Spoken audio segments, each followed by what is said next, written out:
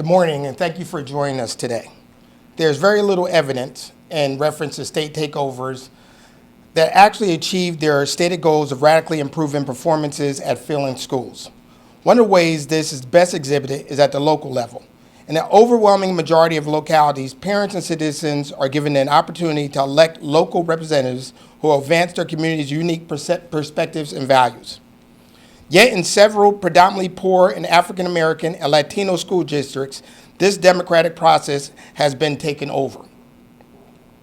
Nationwide and parallel to New Jersey, with state takeover of local school districts, it has been found children have been seen negligible improvement, or even dramatic setbacks in their educational performances.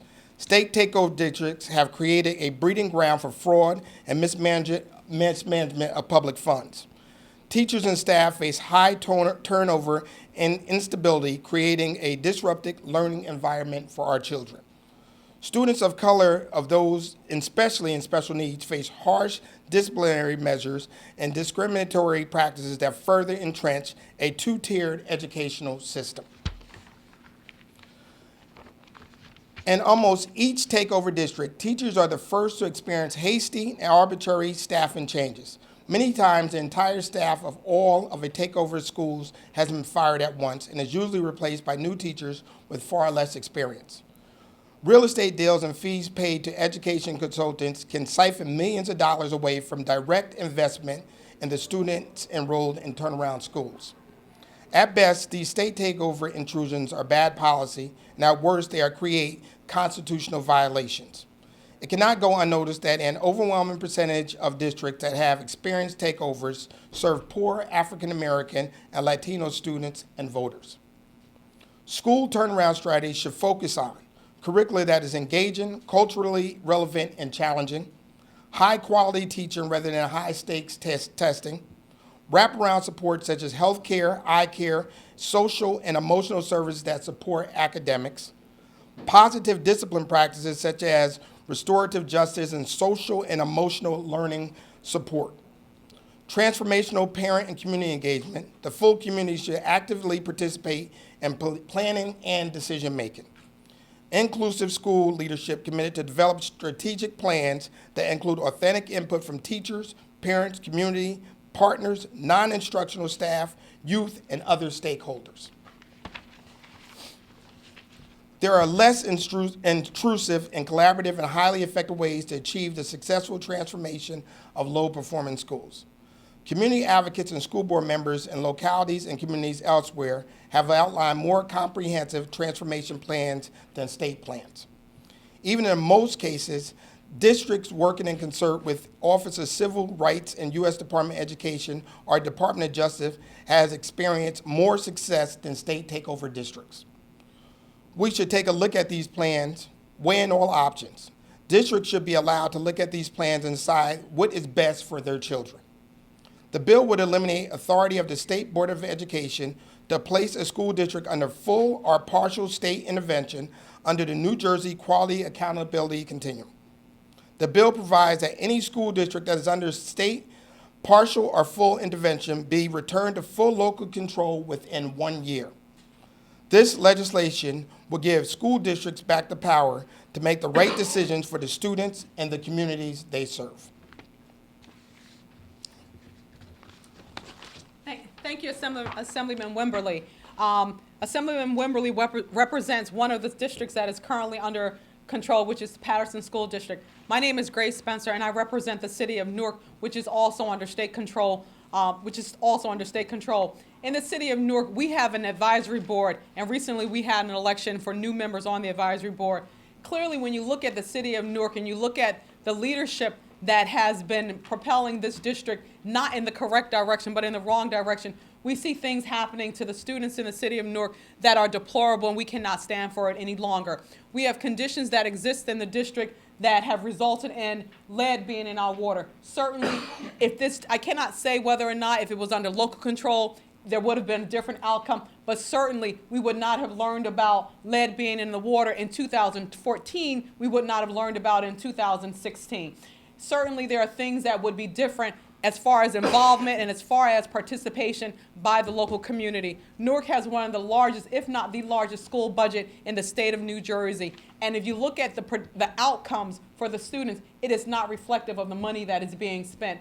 More things need to happen within the district, and that starts on a local level. And that starts with people and parents who are in the community who have a vested interest in what happens. It's time for a new day in the city of Newark, and that new day starts with our school district, and that day starts with local control. And under this bill, 83637, that's a possibility. 1 year after this bill is enacted, it should happen. It should have happened a long time ago, but I stand with Assemblyman Wimberly as well as the other assembly persons who have signed on to this bill to see local control return to the districts that are currently under state control. Thank you.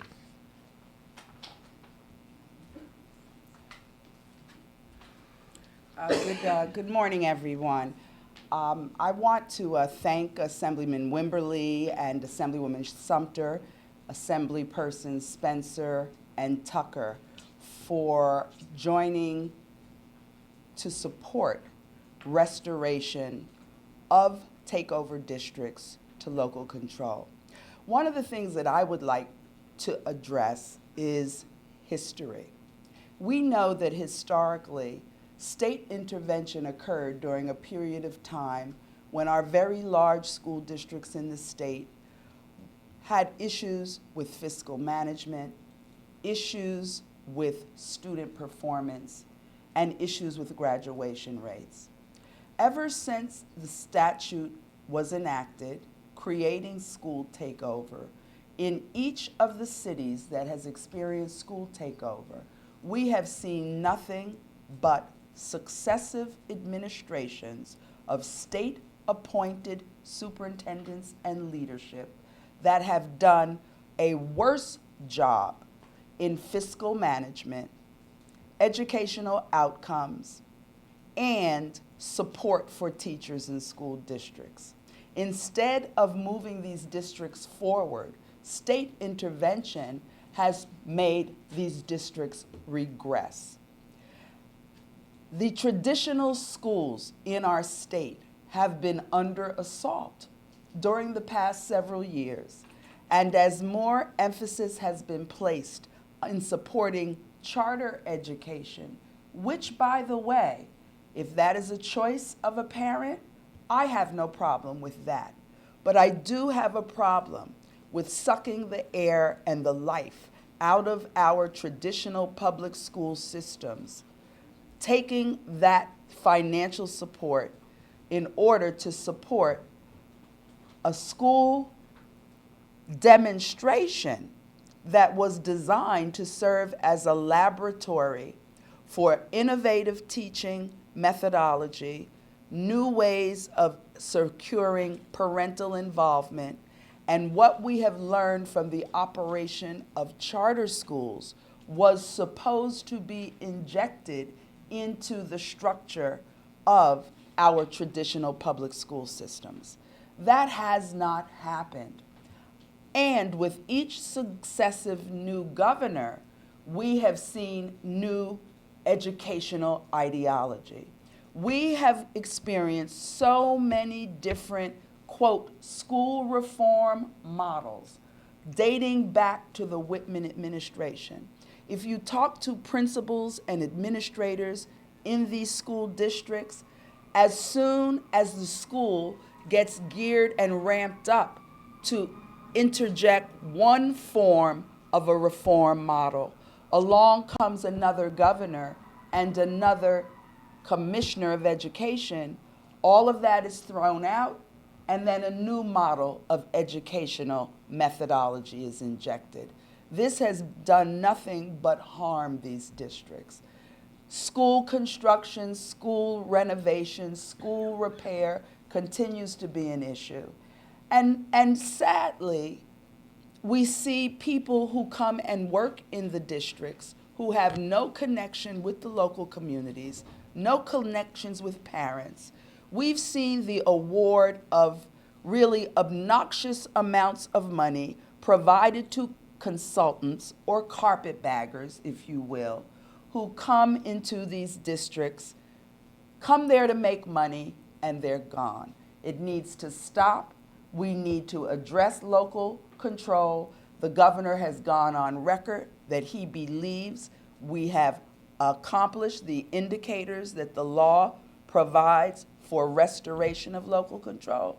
Let us do that. This bill is seeking to move us towards local control, but in a very smooth transition.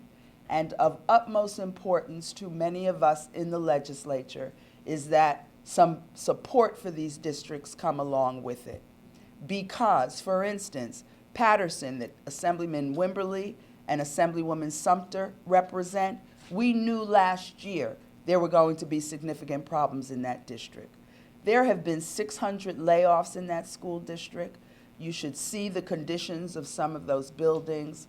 If there was local control and the local community had input into the operation of their schools, you would not see that going on. So I am proud to stand with my colleagues in the Assembly and in the Senate who want to see our leadership put this bill up for a vote. And we look forward to working with the Commissioner of Education, the superintendents in these state-appointed districts, and with the governor's office to do the right thing on behalf of these students in these takeover districts.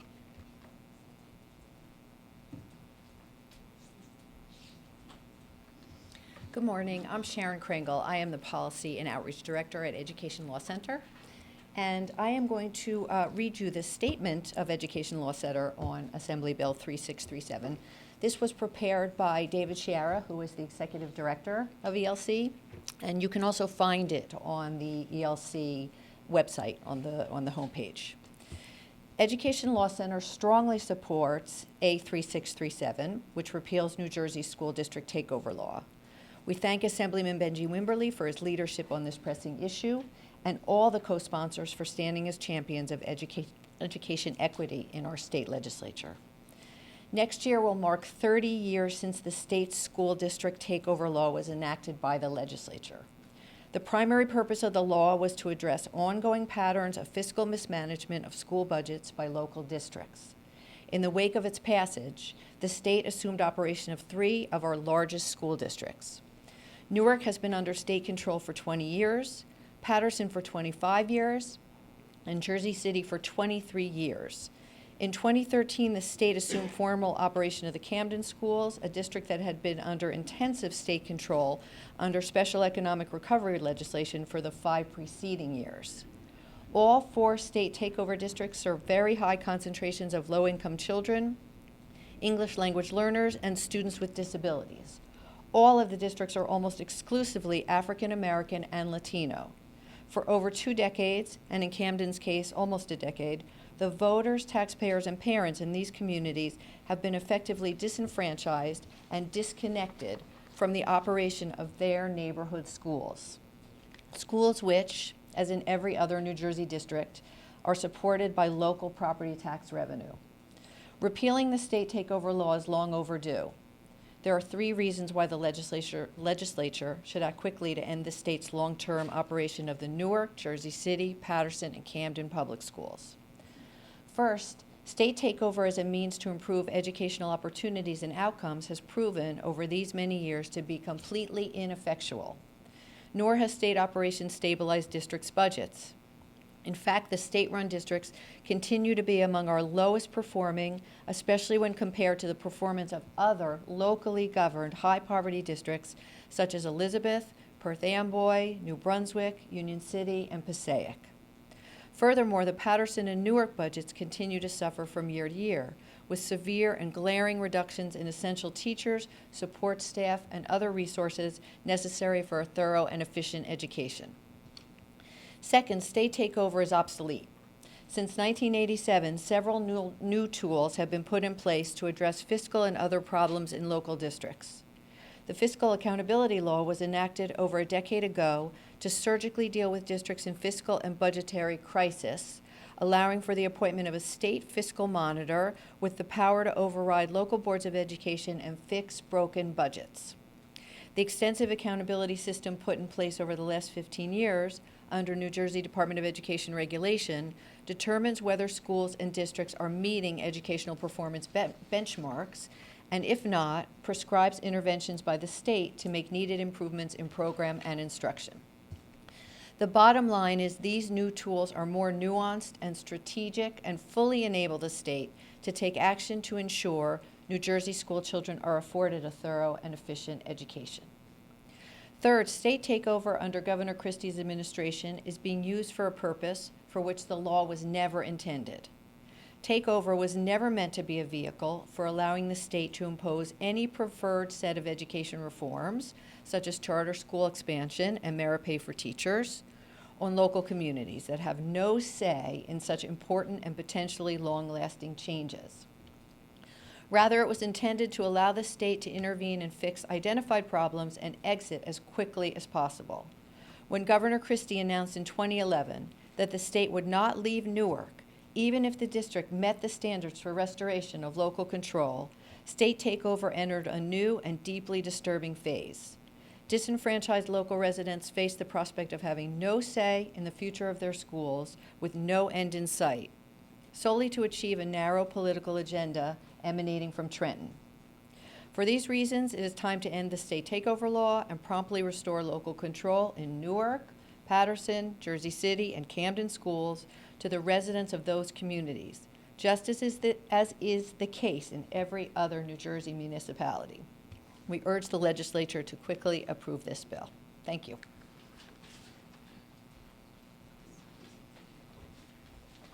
Good morning. And for me, it's simple. This is why the Assemblyman Wimberly and I have come to Trenton. We came to right some of the flaws that are evident in the laws. When you have schools where it's now April going into May without certified teachers being in those classrooms, without a stable teacher, and you're still using substitutes under a state takeover district, it's a problem. The very reasons 25 years ago that the district was taken over are the very reasons that plague the same district today. When we're talking about millions in dollars that the school budget is short, when we're talking about over 600 teachers laid off with additional layoffs coming, when we can't get a number on the amount and the dollar figure of consultants that are used when new programs, testing programs come into play. For a park, we had to add technology to a number of the schools throughout the state. There was money for that. There's not enough money for books. There's not enough money to put teachers in the classrooms that are needed. When classrooms are over 22 children per student, up to 30 students in a classroom, there's a problem. The other piece that we suffer from is not having any accountability of a state, of a Department of Education. Who holds the bag? When Paterson was taken over, Newark, Jersey City, Camden, people left with their credentials shattered. The state has not had their credentials shattered other than continuous bond downgrades. We had to fight for school buildings to be built under the leadership of myself and Assemblyman Wimberly because they weren't being built, but yet we had approvals. We left surpluses in school construction funding areas. We left surpluses and wouldn't build the schools that are over 100 years old. If you see the dilapidated buildings that some of the students have to learn in, it's not conducive for a learning environment. Playgrounds that are fenced in as penitentiaries is not conducive for a learning education center. So enough is enough. It's now time for us to right the flaws that are in the laws. I am elated to be a partner with Assemblyman Wimberly on this legislation and all my legislative colleagues because it's not about complaining about the circumstances. It's about doing something to fix the circumstances that we are in and making sure that our youth, that our teachers, that our school administrators have environments where they can be successful and not continuously pointing a finger at them or giving them environments that are health hazards for them, safe zones for our children, and making sure they're educational facilities. So that's why I'm elated that we're taking this big step today to right the flaws that have been wronged for over 25 years.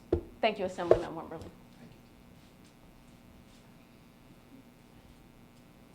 I'm here in support of the bill because I think it's about time that we have our control back of our local schools.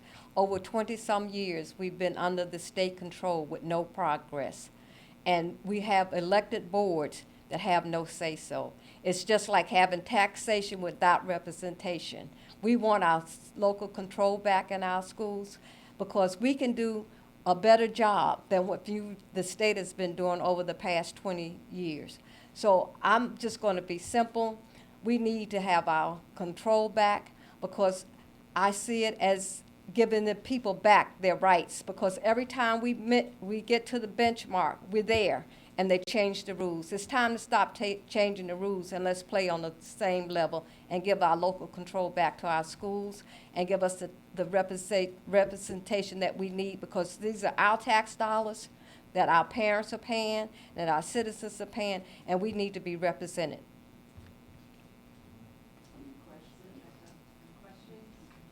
Assemblyman, do you have any conversation with leadership on the future of this bill? Not as of yet. Obviously, it's just being introduced. I hope it's well received because I think it's just very practical at this point when you look at 25 years, 20 years, 22 years, that, you know, things haven't worked, and particularly fiscally for any of the school districts. And Newark and Patterson being right at the top when you talk about fiscal mismanagement and the lack of funding going where it belongs when you talk about curriculum, when you talk about instruction and staffing. Yes. You know, I've attended the budget hearings where those folks turned out to complain about the situation in Patterson Yes. twice, I believe, once down here, once there. Yes. I sat through your kind of testy conversation last week with the commissioner at the budget hearing. Just asking a big picture question for Benjie. I mean, do you think there's any hope of Patterson getting any kind of relief in the current session when it comes to money? I think there is a possibility, and my concern with Commissioner Hespy, as you saw last week, was in 2015, we were not even aware of the drastic cuts that were coming forward into after the budget hearings, where you did see 355 people laid off, and there was a fiscal cliff that was announced of $186 million over 5 years. I don't think the legislators were aware. I wasn't aware in my own district after the fact. And I think one of the main factors is that I have a major concern with the Department of Education and Commissioner Hespy is that we're not paying our fair share of taxes. I think that is totally false. I mean, you want to increase a educational tax levy to, you know, from $10 million last year to $2.5 million, when our city of Patterson in particular has been taxed over the last 5 years at 56%. So it is definitely a situation where it's taxation without representation. But do you see any movement here? I mean, Well, I hope so. I think we have the conversation at the right time. We're in the budget season. You know, I know we have support also from the Senate on this issue. The administration, on the other hand, is something that I can't speak for. But it's something that's very evident that this is a failed process when you talk about state takeover districts. And if I'm the governor and if I'm the administration, this is something I would want out of my hands. I think you give it back to local control. I think that's the bottom line. And I don't think this has nothing to do with being a Democrat or Republican. You see during the testimony that you have people from, you know, the top of New Jersey to the bottom of New Jersey very concerned with the funding formula. And then like our district in particular, I mean, $281 million underfunded. I mean, that's a major issue. It's not $2 million, $281 million. How was the bill addressed that, expected school aid funding? Well, that's a whole nother issue when you talk about school aid funding. I mean, obviously, we have to revisit the whole school funding formula. I don't expect to get $281 million back, but hopefully we could put a stop to this pending $186 million fiscal cliff that we will see. That's a major issue. And also gives our local elected officials the opportunity to be part of the process. I mean, the city of Patterson, during a 25-year period, I believe we've had 8 superintendents, state district superintendents, and 1 person who has served twice. So this gives us an opportunity to go out, find somebody who could put us on the right track, and that we're not jumping all over the place with different curriculum ideas and different things, such as consultants at alarming rates, and put that money in the classroom where it belongs. And I think the other piece of it is that, the other piece of that is that the community is ready to partner. So you have a community, you have people, teachers, faith-based organizations that are willing to partner with elected officials to move the ball forward. They're willing to make the hard decisions. When we had the cuts last year, the community stepped forward to support the school district. So there is a coming together of people to make sure that we are successful. So I don't want that to go unnoticed. And if we're given any dollars, we're very conscious, we're very wise with that dollar, but when you're short to the tune of 281 million and you're talking about additional cuts and you're not meeting your standard teacher-student ratio in these buildings and you have students to educate, there's a problem there. I would like to put on the record as well, an elephant that gets to be in the room whenever the legislature addresses the issue of our public school systems in the state. And we cannot negate that there are many school districts in this state that are significantly and severely underfunded, that have not seen any growth in their school budgets, that they are flat funded. We also cannot have a jaundiced eye toward the fact that there are residents in this state, taxpayers, who live in communities where their local property taxes are carrying the bulk of the cost of the operation of their schools. Two of the districts that I represent, Montclair and Clifton, are struggling right now as we stand here. Clifton has a $9 million shortfall this year. It's going to lead to layoffs of significant positions in the district, and the taxpayers of Clifton can't afford to ante up anymore. I think the real challenge to the legislature as well as the governor is the lack of expanding revenues in the state. We have seen nothing but diminution in the economic conditions that exist in New Jersey. You know, we're hearing in the ether that there are those who have interests in an inheritance and estate tax revision. We know if we are struggling not just with the takeover districts, but all of the school districts, how can we engage in a legitimate conversation in taking $400 million out of the revenue stream in this state? I think that what we're confronted with is addressing expansion of revenue. Every time we do a major tax credit deal, every time we make a decision to lower the corporate business taxes, every time we make financial decisions like that as a legislature, we are taking money off the table that could go to support our public school systems. When the governor presented us with his budget in February, he patted himself on the back because he had, quote, increased the line item for public education.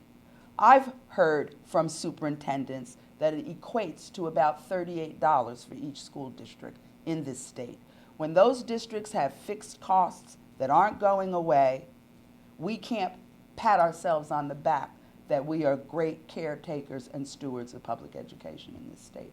So I think, Brenda, the challenge is expanding revenue bases in this state. Any more questions? Yeah, how would you characterize generally what the Christie administration's approach has been when conversations come up about returning local control? What is their response? We haven't heard much at all. I mean, under the CUSAC, I mean, we've reached, I think, 3 out of 4 indicators, and one in particularly with curriculum, which I find very hard to reach when you don't have the resources for our students to be successful, is something that we're still talking. So when talking to Commissioner Hespy in particular, he was very optimistic that we received 2 back this year. And I believe Newark has also received all 4 back, and they're in a point of having advisory. So I mean, the direction is right, but the finance is not right. So I mean, you return us to local control, you give us finance, but in the meantime, we have each year a fiscal hole of 30 million, which adds up to 186 million over a 5-year period. So I mean, that's a concern. And Mike, what you're going to continue to hear from the administration is the cost to educate a student in a Paterson, Jersey City, Newark, Camden, versus the cost to educate students in other districts. And so every time this conversation does evolve with the administration, they point to that fact. That is one of the ideological reasons there has been broad support for charter education in New Jersey in this administration, because they point to what it costs to educate a child in a charter classroom in Newark versus what it costs to educate a child. But no one wants to take possession of the issue of poverty in these districts. Talk to the people over at the Advocates for Children of New Jersey. Poverty has increased out of bounds during the course of this administration. You cannot speak about improving school participation in these economically depressed communities without having a discussion of poverty. NJ After 3, which was created under the McGreevey administration, a public-private partnership so that after 2:30, kids could go for supplementary educational experiences and after-school programs. They could get tutoring and remediation. The governor put the skids on NJ After 3. School children are suffering from that. If you look at our boys and girls clubs in this state, if you look at some of the private nonprofits in our communities, the Department of Human Services that was funding nonprofits with wraparound money so they could operate supplementary learning programs for children from 3 to 6 p.m. All of that has dissipated during this administration. So of course you're going to have challenges represented in these communities. The issue of poverty is something that is pushed under the rug under this administration. You cannot have a discussion about improving the lives of children who are living in some very, very tenuous situations.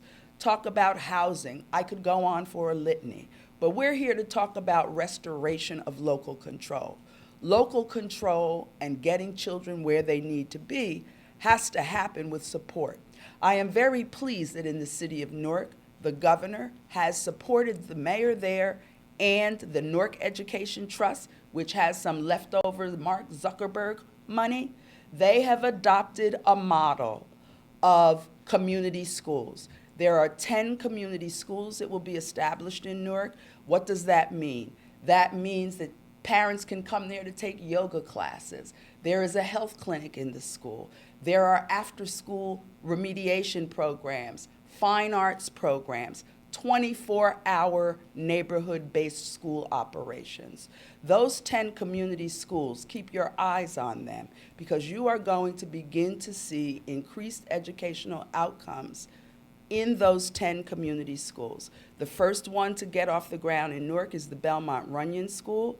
It is going to be a phenomenal parental participation piece that is put in that. Community schools have been a model that has worked, and we're glad that the school reform movement is willing to commit money to this concept of community schools. But after we get this legislation passed, the concept of an educational model community schools needs to be expanded in Paterson, in Jersey City, and Camden has begun a little bit of that. But we need the corporations who were with us in NJ After 3 to come back and participate with us to get these things done. And on this whole fiscal issue, I cannot leave this room without saying, taxpayers make a decision. You're going to pay now or you're going to pay later.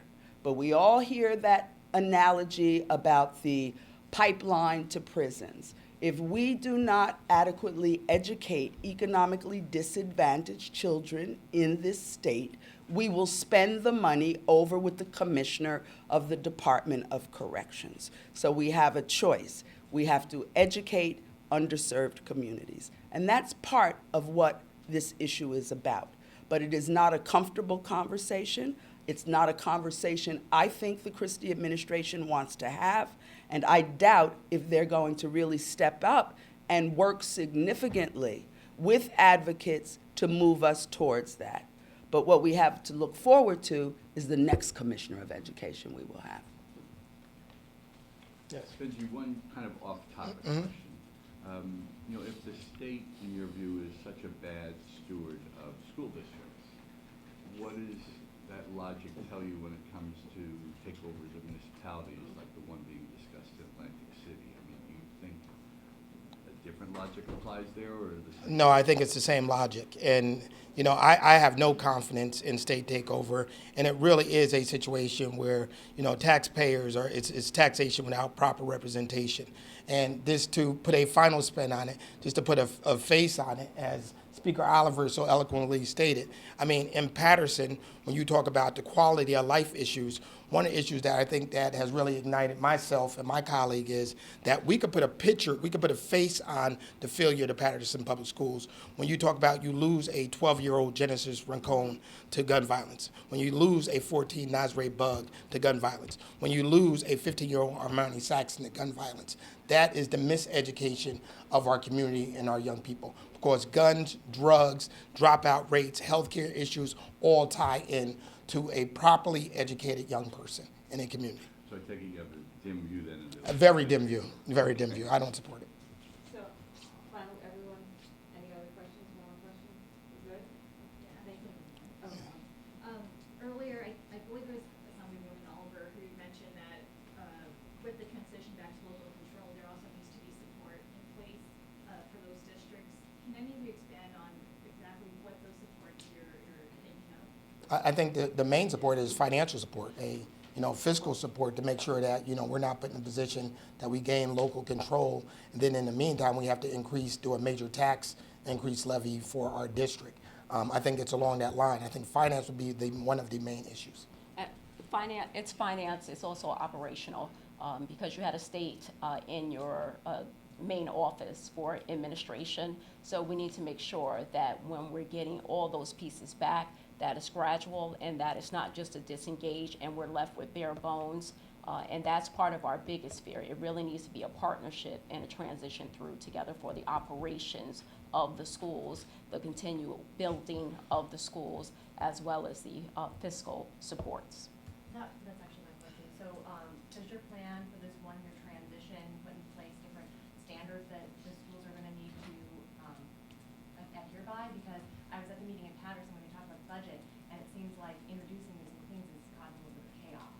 No, I don't think there is chaos. I think, the CUSAC has been the measure that's been put in place when you talk about finance, governance, and curriculum. And then my biggest concern, as she said, is, operations, that everything is put in place properly. And that you should have, the state and Department of Education should have monitors everywhere when you talk about, fiscal situations such as this. I mean, we introduced legislation last year just for $19 million based on our property taxes increase along with Egg Harbor Township to get additional money for distressed districts, and obviously that was vetoed. So we do need support across the board, be it the county, educational administrator, superintendent, and the state monitors to assist in this process to make it seamless. Okay, thank you. Thank you. Thank you.